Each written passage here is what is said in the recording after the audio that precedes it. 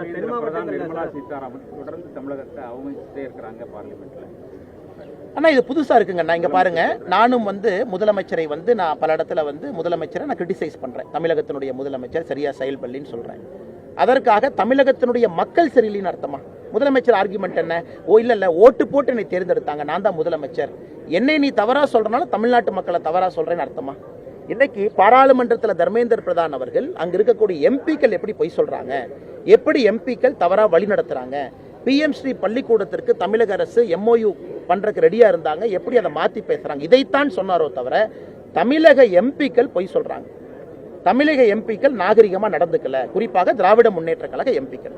அதை அப்படியே மாத்தி கனிமொழி அக்கா என்ன சொல்றாங்க, மக்கள் ஓட்டு போட்டு நாங்கள் தேர்ந்தெடுக்கப்பட்டோம், அதனால எங்களை அவமானப்படுத்துறது மக்கள் அவமானப்படுத்துறது. ஏங்க நீங்க எம்பிக்களா இருக்கும்போது திகார் ஜெயில் போறீங்க, நீங்க பல குற்றச்சாட்டுகள் உங்க மேல இருக்கு, ED கேஸ் இருக்கு, இந்த மாதிரி பல பிரச்சனைகள் இருக்கு. ஒரு எம்பியாக இருக்கும் பொழுதே கொலை கேஸுக்கு அரெஸ்ட் ஆனாரு.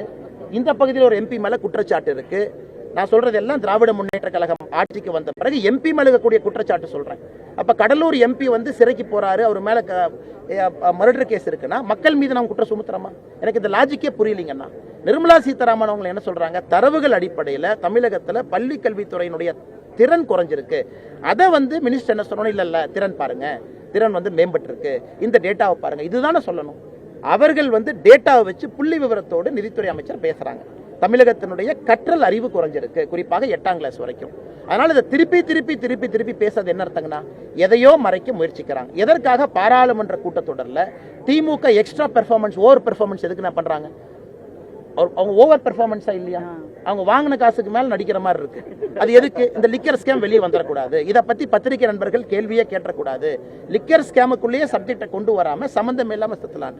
திமுக எம்பிக்கள் இந்த பாராளுமன்ற கூட்டத்தொடரில் ஓவர் பெர்ஃபார்மன்ஸ் பண்ணிட்டு இருக்காங்க. அது தமிழக மக்களும் கண்டுபிடிச்சிட்டாங்க.